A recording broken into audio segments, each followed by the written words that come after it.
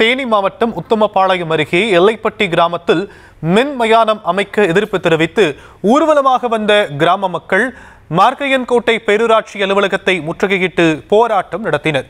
இது பற்றிய விவரங்களை நம்முடைய செய்தியாளர் சத்யராஜ் வழங்க நாம் கேட்கலாம். சத்யராஜ், விவரங்கள்.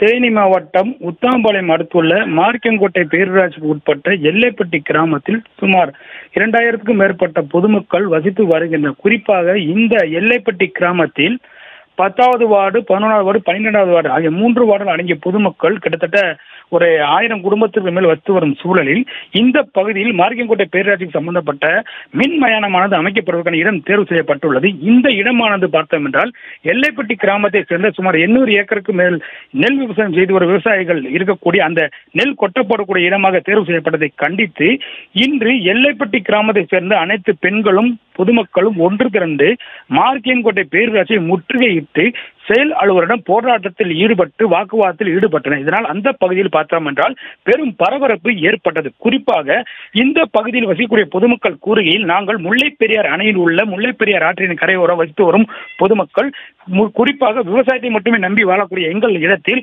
மின்மயானம் அமைத்தால் வரும் காலங்களில் எங்களது விவசாயம் முற்றிலும் பாதிக்கப்படும் என்றும் நச்சு புகையில் வெளியிடும் போது விவசாய நிலங்களும் பொதுமக்களும் பெரும் பாதிப்புக்கு ஆளாகப்படுவோம் என்றும் குற்றம் சுமத்தி இன்று ஏராளமான பெண்களும் பொதுமக்களும் அந்த எல்லைப்பட்டி கிராமத்தில் இருந்து சுமார் 4 கிலோமீட்டர் வரை மார்க்கையன்கோட்டை பேரூராட்சி வரை ஊர்வலமாக வந்து செயல் அலுவலரோட வாக்குவாதத்தில் ஈடுபட்டு அவங்களுக்கான கண்டன உரையை நிகழ்த்தினர். அதன் பின்னர் அவர்களது கோரிக்கையை மனுவாக எழுதி செயல் அலுவலரிடம் ஒப்படைத்தனர்.